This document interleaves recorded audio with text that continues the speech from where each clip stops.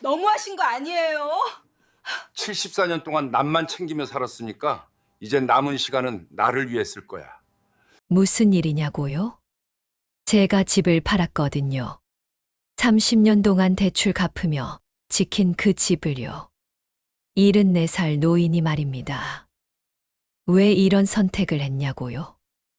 엄마, 방에 할아버지 옷 냄새나. 손녀가 한 말입니다. 그 순간 제 심장이 멈췄어요. 35년 동안 버스 몰며 가족 먹여 살렸는데 이제 제 존재가 냄새가 됐더라고요. 아버지, 빨래는 따로 해주세요. 애들 옷이랑 섞이면 곤란해요. 아버지는 쉬는 게 좋죠. 우리끼리 여행 갈게요. 생활비는요? 퇴직금 미리 쓸 수 없어요?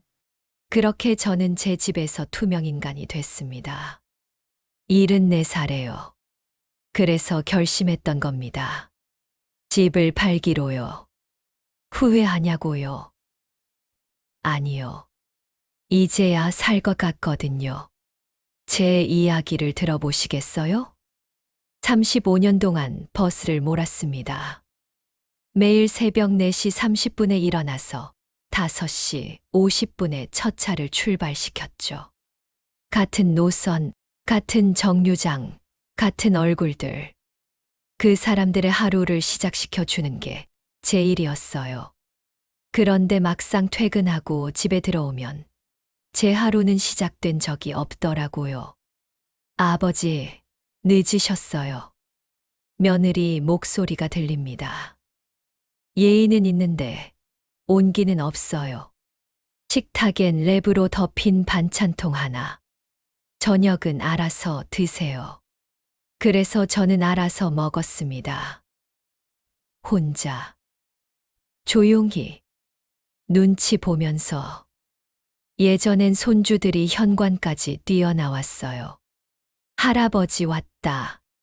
그 목소리 하나면 하루 피곤이 다 풀렸죠. 그런데 지금은요. 제 발소리가 들리면 애들이 방문을 닫습니다. 방해가 되니까요. 어느 날 손녀가 엄마한테 이렇게 말하더라고요. 엄마, 내 방에 할아버지 옷 냄새나. 작은 투정이었죠. 그런데 그 말이 가슴에 박혔습니다. 버스 시트에 배인 냄새, 35년 동안 몸에 밴 냄새. 지울 수가 없더라고요. 그날 밤, 저는 방에 들어와 불을 껐습니다. 어둠 속에서 결혼식 날 사진을 꺼내봤어요. 까무잡잡하던 제 얼굴, 하얀 원피스 입은 아내. 그때는 웃고 있었습니다. 집이라는 게 그때는 약속이었거든요. 비바람을 막아줄 약속. 웃음을 묶어둘 약속. 그런데 지금은요. 같은 주소에 살지만 제가 묶여 있는 건 침대 하나, 장롱 한 칸뿐이에요. 다음 날 아침 일찍 일어나서 밥상을 차렸습니다. 국 데우고 달걀 부치고 김치 곱게 놓고 버스 운전하듯 정시에 맞춰서요. 손녀들이 졸린 눈으로 나왔습니다. 아침 먹고 가자. 그런데 식탁은 조용했어요. 아들은 휴대폰만 보고 있었고요. 아버지, 다음 주에 우리 가족 여행 가요. 가족 여행. 저는 반사적으로 물었습니다. 나도 가면 되나? 아들이 눈도 안 들고 대답했어요. 아버지는 쉬는 게 좋죠. 길도 힘드시고. 멸치 국물이 갑자기 밍밍해졌습니다. 젓가락 내려놓는 소리만 컸어요. 그 우리의 제가 없었던 거죠. 버스 안에서는요. 매일 승객들이 인사합니다. 기사님, 수고하세요. 그 한마디에 하루가 견딜만 했어요. 그런데 제 집에서는 그런 연결이 끊겨 있었습니다. 식탁에도 거실에도 제 자리는 표시되어 있지 않았어요. 그날 밤 창문을 열었습니다. 겨울바람이 차갑게 들어왔죠. 그때 문득 떠올랐어요. 이 집은 내 이름으로 돼 있잖아. 30년 전 대출 다 갚고 도장 찍던 날. 은행 직원이 축하한다고 제 손을 잡아줬습니다. 버스 회사 10년 근속시계 받던 날보다 더 벅찼어요. 그런데요. 도장 찍은 사람은 나인데 도장이 찍힌 삶은 내 것이 아니었습니다. 잠이 오지 않았어요. 그날 밤 먼저 간 아내 말이 계속 들렸습니다. 여보, 너무 버티지만 말고 당신 먼저 좀 살아요. 그때는 웃어 넘겼죠. 버티는 게 사는 거라고 믿었으니까. 하지만 이제는 압니다. 버티기만 하는 건 천천히 사라지는 거더라고요. 새벽 3시. 버스 차고지에라도 가볼까 했습니다. 어둠 속 차들 사이에 서 있으면 마음이 차분해지니까요. 그런데 그날은 멈췄어요. 갈 곳이 없어서 가는 건 이제 그만하자. 방 한가운데 서서 생각했습니다. 내가 왜 여기 있어야 하지? 그 질문이 저를 제 삶의 운전석으로 밀어 올렸습니다. 다음 날 아침이었어요. 며느리가 지나가듯 말했습니다. 아버지, 빨래는 따로 해주세요. 애들 옷이랑 섞이면 곤란해요. 그래. 대답은 짧았지만 마음속에서는 긴 대답이 들렸어요. 그래, 이제 따로 할게. 빨래만이 아니라 내 삶도. 그날부터 몸이 무너지기 시작했습니다. 버스 계단을 오르내릴 때마다 허리가 쑤셨어요. 운전석에 앉는 것조차 버거웠죠. 잠깐이겠지. 그렇게 달래며 운전대를 잡았는데 종점에 도착했을 땐 등에 땀이 흥건했습니다. 승객이 다 내리고 나서 의자에 등을 기댔어요. 엔진 소리가 멈추자 세상이 고요해졌습니다. 그 고요함이 두려웠어요. 이제 내 몸도 나한테서 등을 돌리는 건가? 차고지로 돌아와 키를 건네는데 정비사가 말했습니다. 기사님, 요즘 얼굴이 안 좋아요.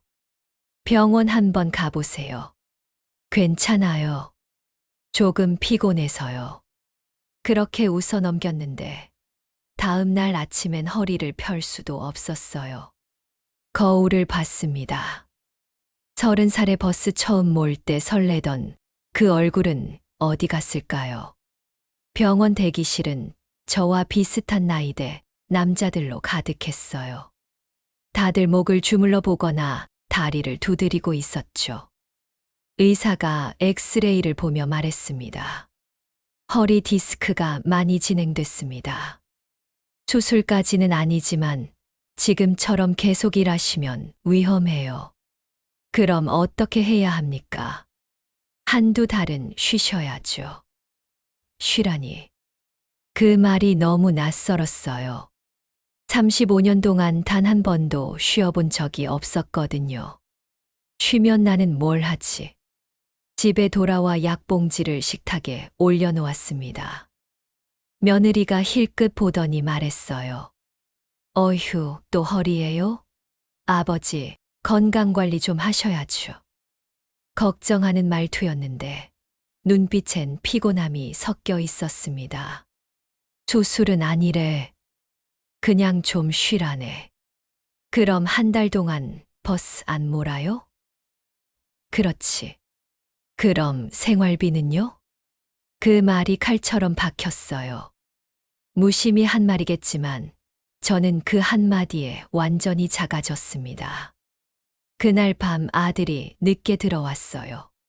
조용히 물었습니다.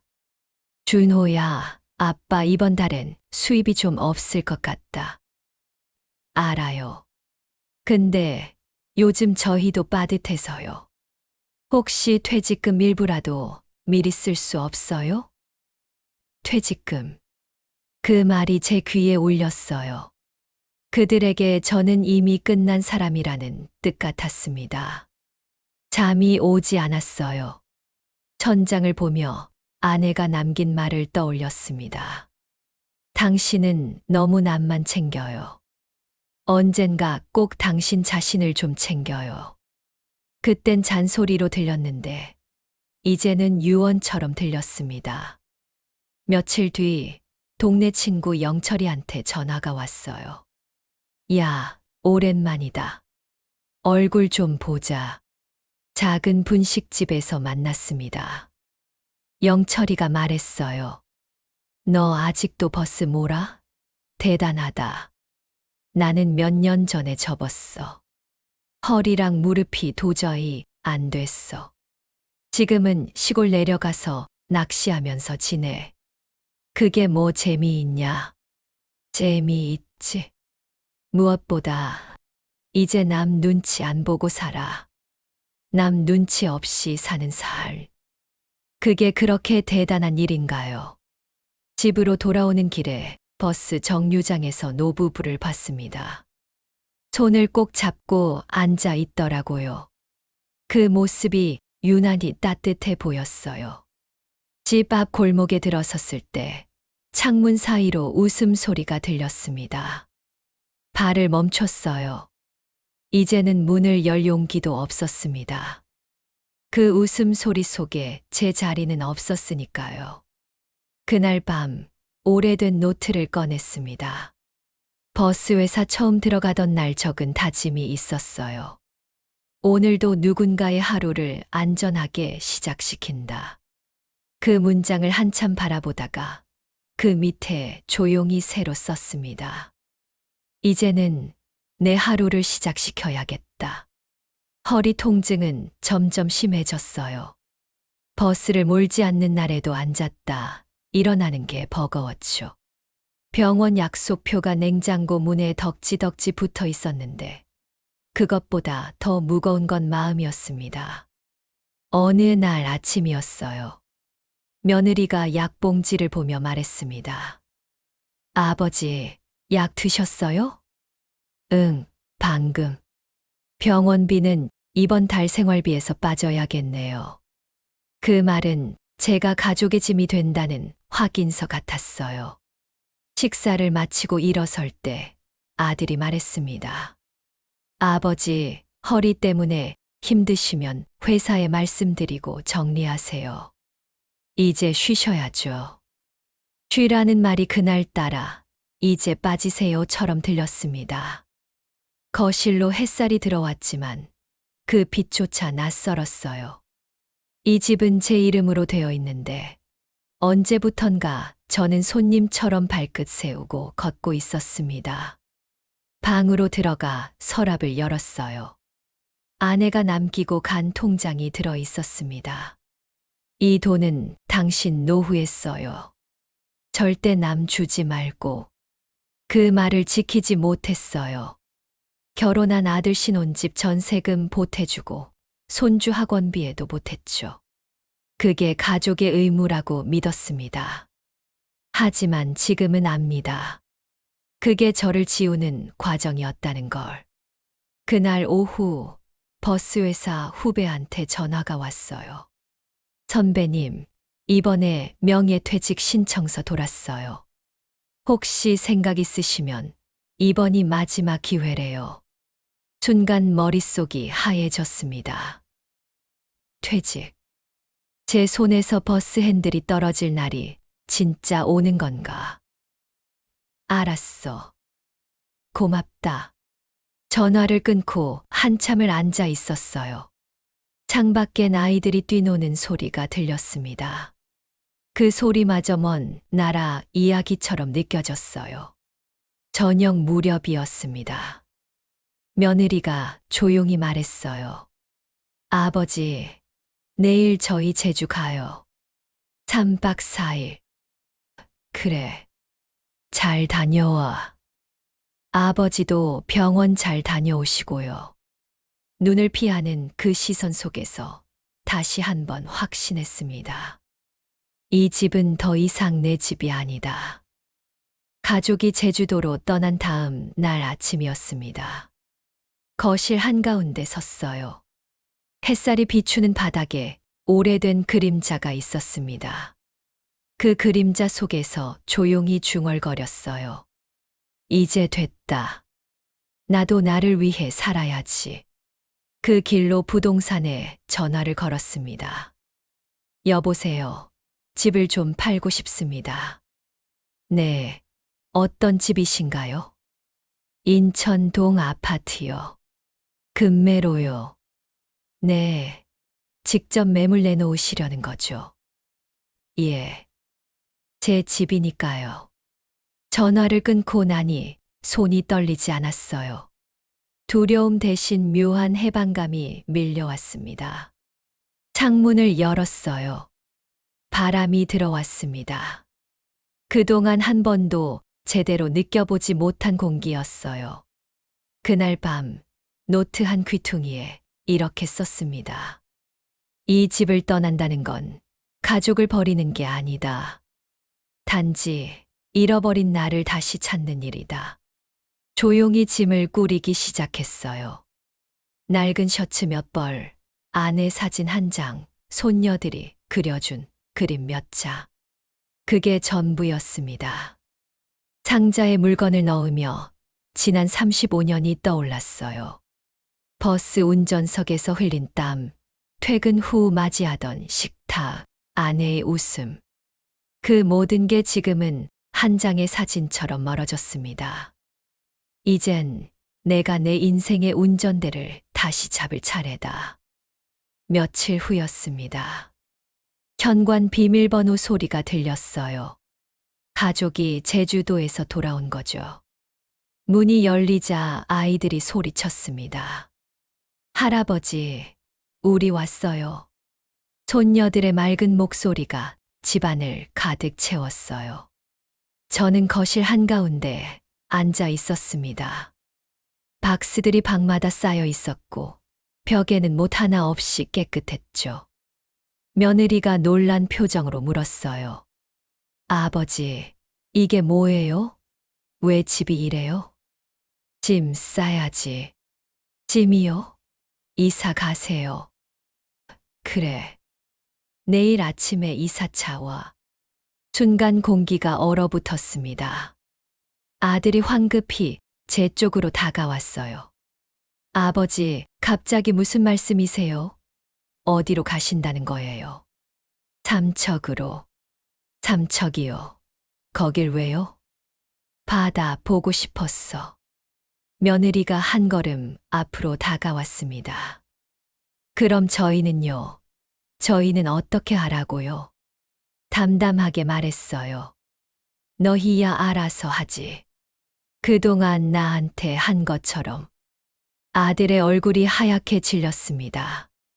아버지, 설마 이 집을. 그래. 팔았어. 뭐라고요? 소파 뒤에 있던 손녀가 울음을 터뜨렸어요. 며느리가 목소리를 높였습니다. 아버지, 이건 너무하신 거 아니에요? 이건 저희 가족의 집이기도 한데. 이 집은 내 이름으로 돼 있어. 천천히 말했습니다. 내가 30년 동안 번 돈으로 산 집이야. 새벽부터 밤 늦도록 버스 운전해가며 모은 돈으로. 너희는 그냥 들어와서 살았을 뿐이야. 말이 끝나자 집안이 고요해졌어요. 아들은 고개를 떨궜고 며느리는 입술을 깨물며 아무 말도 못했습니다. 내가 다시 말했어요. 그래서 요양원 보내려 했잖아. 그건 그런 뜻이 아니었어요. 허리 아파서 누워있을 때 누가 나한테 물 한 잔이라도 떠줬냐? 아들은 대답하지 못했습니다. 눈동자가 흔들리고 있었어요. 그날 내가 혼자 병원 앞에 있을 때 생각했어. 이제 됐다. 나 여기선 더 못 살겠구나. 손녀가 울먹이며 말했습니다. 할아버지, 우리랑 같이 있으면 안 돼요? 미소를 지으며 아이 머리를 쓰다듬었어요. 할아버지는 이제 자기 집으로 가야 한단다. 엄마, 아빠, 집이 없어지면 우리 어디서 살아? 그 말에 며느리가 눈을 치켜뜨며 외쳤습니다. 아버지, 아이들 생각은 안 하세요? 잠시 숨을 고르고 조용히 말했어요. 아이들이 혼란스러울 거야. 그건 내가 그동안 아이들 앞에서 할아버지를 어떻게 대했는지 때문이지. 아들이 입을 열었습니다. 아버지, 죄송합니다. 저희가 잘못했어요. 다시 생각해 보시면 안 될까요? 늦었어. 그 순간 며느리가 날카롭게 물었어요. 그럼 집안 돈은요? 조용히 대답했습니다. 내 돈이야. 내 인생이니까 내가 알아서 쓸 거야. 며느리가 비웃듯 말했습니다. 정말 이기적이시네요. 천천히 고개를 들었어요. 그래. 이기적으로 살 거야. 74년 동안 남만 챙기며 살았으니까 이제 남은 시간은 나를 위해 쓸 거야. 거실엔 정적이 흘렀습니다. 아이들 울음소리만 희미하게 들렸어요. 문가로 걸어가며 마지막으로 말했습니다. 금요일까지 짐 정리해. 새 주인이 이사 온다. 아들은 고개 숙인 채 아무 말도 못했어요. 며느리는 울먹이며 물었습니다. 정말 이렇게 떠나실 거예요? 그래. 이제 내 인생을 찾아야 하니까. 현관문을 열었습니다. 바람이 불어들어와 커튼이 흔들렸어요. 그 순간 마음 한켠이 시원하게 비워지는 느낌이었습니다. 문 밖으로 나서기 전 뒤돌아 마지막으로 집을 바라봤어요. 그 집은 더 이상 제 집이 아니라 저를 지워버린 지난 세월의 그림자였습니다. 이삿짐 차가 멀어지는 소리가 끊기자 새로운 집이 보였습니다. 삼척의 작은 집, 바다가 창문 가득 들어오는 집, 낯선 현관 비밀번호를 한번 더 눌러본 뒤 웃었어요. 이제부터 이곳의 주인은 누구도 아닌 저였습니다. 첫날 저녁 파도 소리가 라디오처럼 집안을 채웠어요. 오래된 주전자에 물을 올리고 시장에서 산멸치와 미역으로 소박한 국을 끓였습니다. 싱겁네, 그래도 좋아. 누가 짜다, 맵다, 칼로리가 어떻다 그런 말은 더 이상 없었어요. 이제 제가 정하는 겁니다. 벽 한가운데 못을 박았습니다. 차근차근 액자를 걸었어요. 버스 회사에서 받은 근속 표창, 첫 월급날 아내가 써준 작은 카드, 아들이 초등학교 때 그린 제 얼굴. 아빠는 커다란 버스를 몰아요. 색이 바랜 크레파스 선들을 손끝으로 더듬다가 문득 그때 나와 지금의 제가 다른 사람이 된 것 같아 웃음이 났습니다. 다음 날 아침 파도가 맑게 깨졌어요. 바닷가로 나가 신발을 벗고 모래를 밟았습니다. 모래가 발톱 사이로 파고들며 시원했어요. 바닷바람을 마시는데 가슴 깊은 곳이 한꺼번에 비워지는 느낌이 들었습니다. 바다를 향해 두 손을 뻗었다가 소년처럼 흔들어 봤어요. 나왔다. 동네 사람들은 금방 새 얼굴을 알아봤습니다. 새로 오신 어르신이죠. 예, 바다가 좋아서요. 잘 오셨어요. 여기선 빨리 걷지 않아도 됩니다. 그 말이 이상하게 위로였어요. 평생 시간을 맞추며 살았거든요. 출발, 정차, 배차 간격, 그리고 퇴근 시간. 이곳에서는 파도와 바람이 시간을 정했습니다. 저는 그 리듬에 몸을 맡기기로 했어요. 오전마다 바다를 걷고 점심엔 작은 텃밭을 뒤적였습니다. 전 주인이 심어놓고 간 부추 사이로 잘 자란 상추가 숨어 있었어요. 삽을 쥐던 손에 아직 핸들 감각이 남아 있어서 한동안 삼날이 제멋대로 흔들렸습니다. 며칠 연습하니 흙도 사람처럼 마음을 열어주더라고요. 세 번째 저녁이었어요. 옆집 방 노인이 종이봉투를 들고 찾아왔습니다. 도다리 좀 나눠 먹읍시다. 막 잡은 생선은 바닷빛이 남아 있었어요. 허름한 접시에 회를 얹어 소금을 살짝 뿌려 먹었습니다. 서울 사셨다면서요? 인천 살았어요. 버스 몰았죠. 손이 참 반듯하네. 운전 오래 한 사람 손이야. 그 말에 하마터면 울 뻔했습니다. 누군가 제 손을 보며 참 반듯하다고 말해준 게 얼마만인지 기억이 나지 않았거든요. 밤이 깊어지자 박노인이 중얼거렸어요. 여기선요, 바다가 다 들어줍니다. 미련도, 분함도, 억울함도. 파도가 가져가고 물러갈 때는 마음만 남겨요. 창을 열어 바다를 한 번 더 바라봤습니다. 검은 물결 위에 달빛이 길게 부서졌어요. 길의 끝처럼 보이던 그 빛 위로 어제의 나와 오늘의 제가 겹쳤습니다. 이제부터는 나로 산다. 며칠이 지나자 생활은 빠르게 자리를 잡았어요. 아침엔 바다, 점심엔 밭, 오후엔 동네 작은 쉼터에서 바둑 두는 어르신들과 차를 마셨습니다. 그들은 이름을 묻지 않았어요. 대신 별명을 지어줬습니다. 버스. 제가 웃으니 그들도 웃었어요. 버스는 시간 맞추는데 선수니까. 이 동네 행사도 버스가 도와줘. 행사라 해봐야 어촌계 회의에 의자 나르고 잔치날 국자 휘젓는 일. 그런데 이상하게 그 일이 좋았습니다. 누가 시켜서가 아니라 제가 원해서 하는 일이니까요. 밤엔 알람을 껐어요. 알람 없는 아침을 처음 맞았습니다. 눈이 떠지는 대로 일어나 커피를 내렸어요. 한 모금 삼킬 때마다 내 시간이 몸속으로 들어오는 기분이었습니다. 한 달쯤 지났을까요? 아들한테 톡이 왔습니다. 아버지, 잘 지내세요? 짧은 문장이었고 저는 더 짧게 답했어요. 응. 붙잡지 않는 게 서로를 위해 좋았습니다. 멀리서 안부만 섞어도 예전보다 따뜻한 말이 오가는 걸 느꼈어요. 겨울이 끝나갈 즈음 스스로에게 말했습니다. 그만 미안해하자. 누구에게도, 무엇에게도.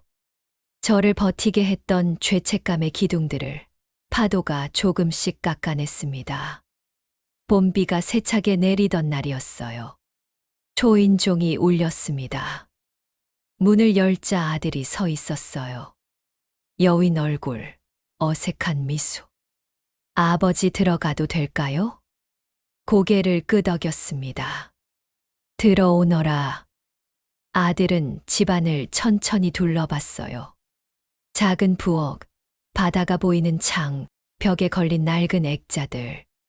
사진 다 가져오셨네요. 응.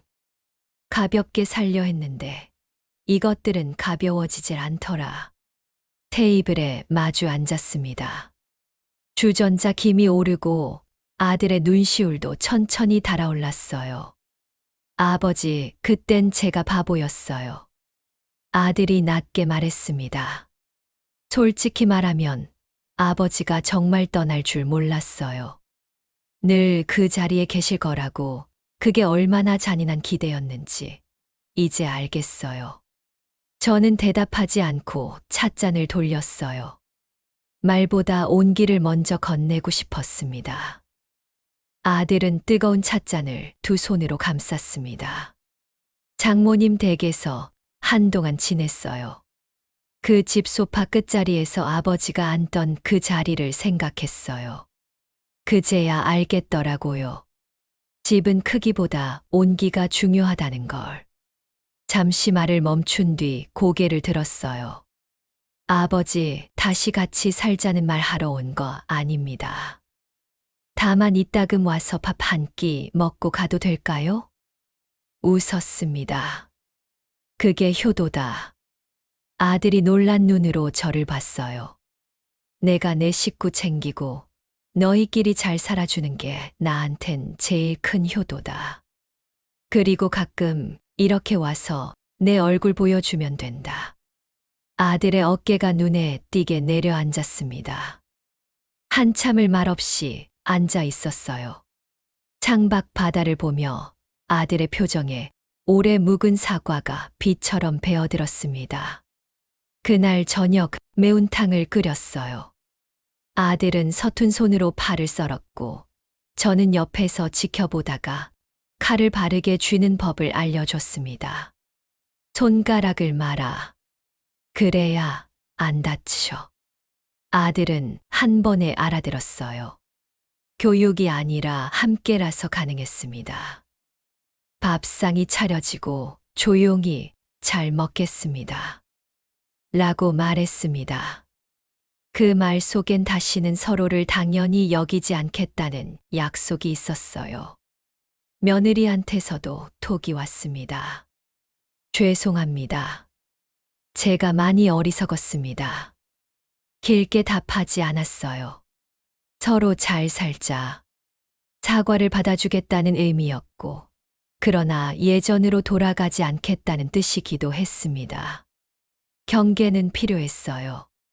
경계는 사랑을 지키기 위한 울타리였습니다.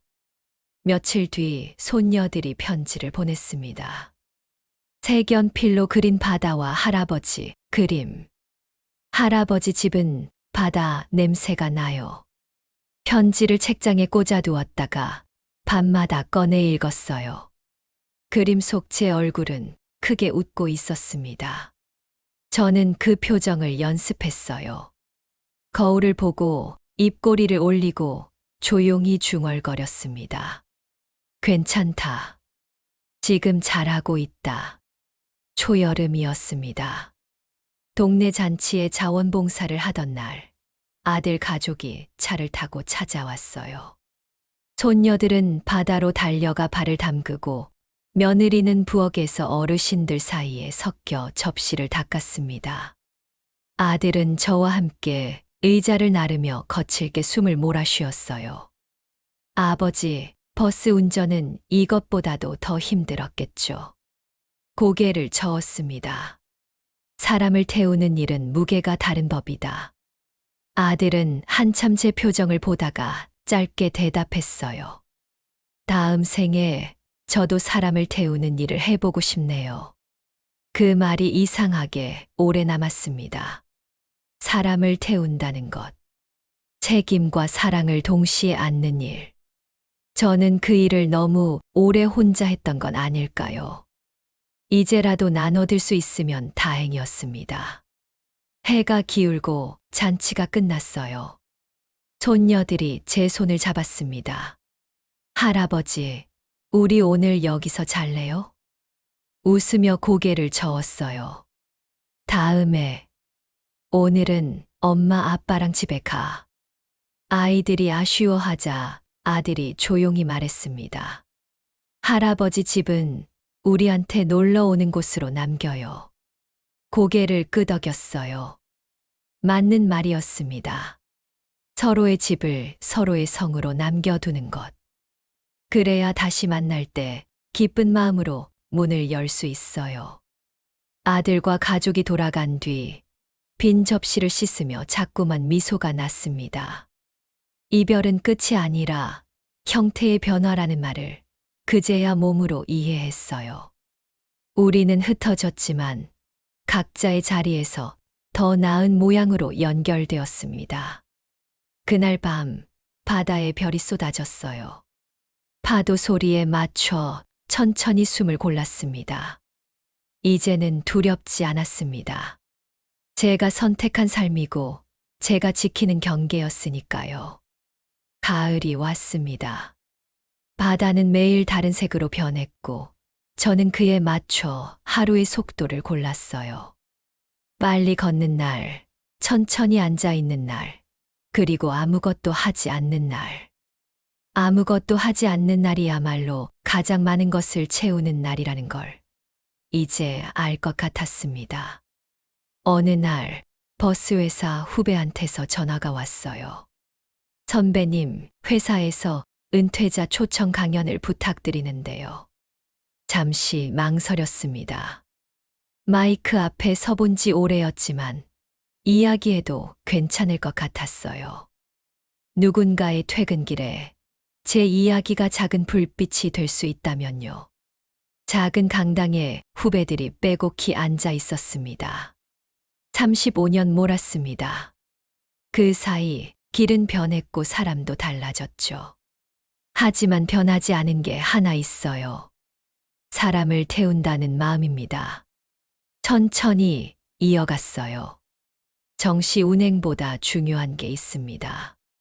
먼저 당신의 몸과 마음을 지키는 겁니다. 그래야 다음 정류장까지 사람을 안전하게 데려갈 수 있으니까요. 퇴직하고 나서야 깨달았죠. 가족도, 일도, 효도도 내가 나를 지킬 때 비로소 지킬 수 있다는 걸. 끝나고 박수가 길게 이어졌어요. 젊은 기사 하나가 다가와 물었습니다. 선배님, 그럼 저희 세대는 어떻게 살아야 할까요? 잠시 생각하다 웃었습니다. 시간표가 아닌 당신의 심장박동으로 하루를 짜보세요. 가끔은 지연되어도 괜찮습니다. 중요한 건 도착입니다. 돌아오는 길, 버스 창밖으로 해가 지고 있었어요. 무심코 손을 앞으로 뻗었습니다. 유리창 너머로 아직도 핸들이 잡히는 듯 했어요. 하지만 곧 손을 내렸습니다. 이제 제가 잡을 것은 핸들이 아니라 제 남은 시간을 부드럽게 이끄는 나였습니다. 집에 돌아오니 문 앞에 작은 상자가 놓여 있었어요. 보낸 이는 손녀들. 상자를 열자 조립식 작은 버스가 나왔습니다. 할아버지 전용 버스. 유치한 글씨가 어찌나 사랑스러운지. 조심스럽게 조립해 책장 한 칸에 올려두었어요. 그 아래에 작은 종이를 붙였습니다. 매일 정시 운행 아침 산책, 점심 텃밭, 저녁 파도. 스스로 웃음이 나왔어요. 이만하면 꽤 좋은 노선표입니다. 밤이 깊었습니다. 오래 미루던 일을 꺼냈어요. 빈 노트 한 권. 첫 장에 큼지막하게 썼습니다. 나로 사는 법. 그리고 그 아래에 제가 배운 것을 하나씩 적었어요. 미안함보다 감사함을 먼저 꺼낼 것. 경계는 사랑의 반대가 아니라 조건이다. 아파도 쉬는 법을 죄책감 없이 익힐 것. 나를 위해 쓰는 돈과 시간에 사과하지 말 것. 가끔은 아무것도 안 하며 파도 소리를 들을 것. 사람을 태울 때보다 나를 태울 때 더 조심할 것. 불현듯 그날의 거실이 떠올랐습니다. 박스 더미와 얼어붙은 공기, 그리고 제가 내린 하나의 결심. 그 결심이 여기까지 데려왔어요. 천천히 눈을 감았습니다. 파도 소리가 멀리서 밀려왔다가 부드럽게 물러갔습니다. 마지막으로 화면 너머에 앉아있을 누군가에게 말하고 싶어졌어요. 혹시 지금 당신 자리에서 밀려났다고 느끼나요? 사람들 사이에서 투명해졌다고 느끼나요? 그렇다면 당신을 세상으로 되돌릴 지도는 항상 당신 손에 있습니다. 창을 열고 밤 공기를 깊게 들이마셨어요. 이제 당신 차례입니다. 당신의 첫 정류장을 정하세요. 늦어도 좋습니다. 중요한 건 당신이 운전석에 앉는 겁니다. 여기까지 제 이야기를 들어주셔서 고맙습니다. 혹시 오늘 이야기가 마음에 와닿았다면 2가지만 기억해 가세요. 첫 번째, 경계를 세우세요. 사랑과 미안함 사이의 얇은 선 하나만 그어도 삶이 훨씬 건강해집니다. 가족이라고 해서 모든 걸 참아야 하는 건 아니에요. 사랑하기 때문에 나를 지키는 겁니다. 2번째, 나만의 일과표를 만드세요. 남이 아니라 내 심장박동에 맞춘 하루. 아침 산책 10분, 점심 스트레칭 5분, 저녁엔 좋아하는 음악 3곡. 그 정도면 내일의 나는 오늘의 나에게 고맙다고 말할 겁니다. 다음 이야기에서 또 만날게요. 당신의 운전석 잊지 마세요.